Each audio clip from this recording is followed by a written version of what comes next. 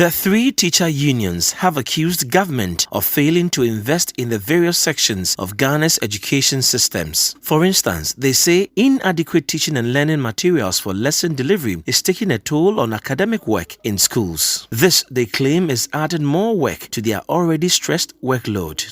There are still challenges inhibiting thousands of children. The authorities have failed to provide teachers and pupils with modern aids to teaching and learning. Such aids are means of improving the quality of teaching and learning. There are no textbooks. School environment is not conducive for learning. Classes are overcrowded. The payment of capitation grants and administrative resources are delayed. President of NAGRAT, Angel Kabunu, taking a stand at the press conference, said additional incentives promised teachers at second cycle schools as a result of extra contact hours due to the semester program of the free senior high school policy have not been paid. About since the inception of the free senior high school, the trimester have been changed to a semester. The period that was 40 minutes per period changed into 1 hour per period. All these did not come to the table as prescribed by our conditions of service to be discussed by stakeholders, especially the union. The conditions of service indicate that when you want to change the workload and the structure of the teaching period, you need to sit down with labor unions and negotiate with the labor unions. Because there is a prescribed number of hours that a teacher is supposed to teach per week. If you exceed it, then it becomes extra duty that the teacher. The teachers also said the snail pace of upgrade of teachers in the service is worrying. You do not think you will go and do security and intelligence for you to come and teach that either in our first cycle or second cycle institution. That one has never been the problem of we the teacher unions nor JHS. The challenge are those that have gone to do the relevant courses, and the promotion is becoming a challenge. Summing up these and other concerns, the union gave government a September 30 deadline to resolve all these issues or face their wrath. We, the teacher unions, are hereby serving notice that if by the close of September 2021, and we repeat, if by the close of September 2021, and we repeat for the third time, if by the close of September 2021, all these issues are not resolved in full by the employer, then we will have no option than to advise ourselves in the best interest of our members within the framework of our collective agreement and applicable laws of Ghana.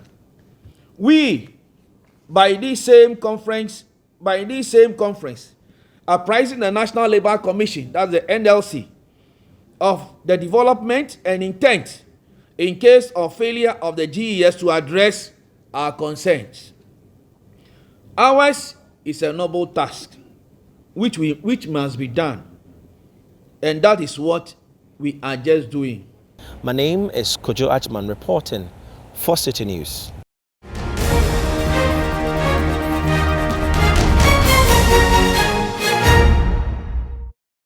The 34-year-old junior high school system, according to analysts, does not provide an equal opportunity for all and also marginalize the less privileged. The review comes at a time when Ghana's education system is becoming STEM biased. In delivering his speech at a STEM education stakeholder meeting under the auspices of the National Teaching Council, the Minister of Education, Dr. Yaosei Adichum, explained the need for the review of Ghana's junior high school system.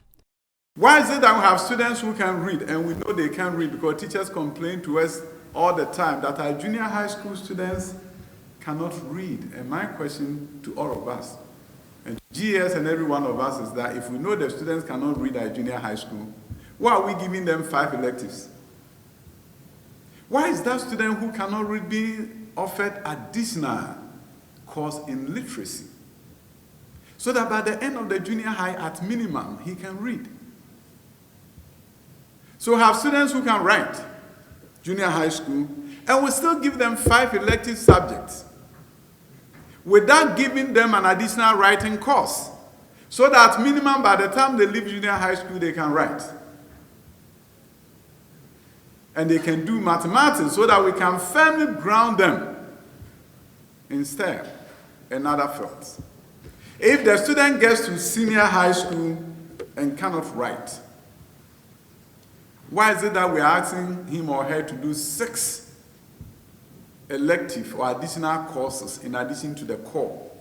The minister also outlined government's implementation processes. If I want to be able to do it, I need to do reorganization. I need one big facility that takes about 1,000 students, that can absorb all the students from Onye and Abenasi because they are within a walking distance. And I have to make sure that in that building we have science lab, we have biology, chemistry, physics, I have computer labs, I have libraries, I have everything that is in a high school. It's a miniature high school. This year, few schools are going to be built that way. We have 10 of them across the country, and because we have boarding schools, we're going to recruit students from the length and breadth of the country to go there. We have one at Abomusu, Pasimpe in the north, Akrodie in Ahafo, Daba in Ashanti region, and on.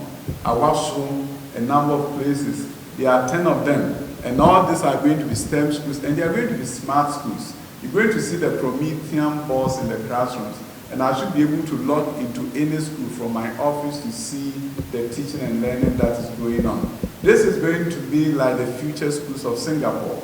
A key component of such a review is the needed human resource to see to the implementation of such a program. The University of Cape Coast, which is known for teacher education, together with other stakeholders, is spearheading that process. We are saying we want to prepare as many as possible teachers who will support STEM class. By so doing, the student will learn STEM in friendly atmosphere. They will produce artifacts. They will not think about any exams. So STEM will be seen as one of the fun activities. Then we'll shift to STEM as an academic program, where we hope STEM will become a school subject, which will be taught and learned like any other school subject. So we were thinking about teacher education for these 2 activities. After 34 years of implementing Ghana's junior high school system, the government is spearheading a review for such a system. It is saying that the system currently, as it stands, is marginalizing a lot of people from underprivileged communities. It's called on stakeholders to make meaningful contributions to see to the implementation of a system that is science-driven. My name is Kojo Achman, reporting for Citi News.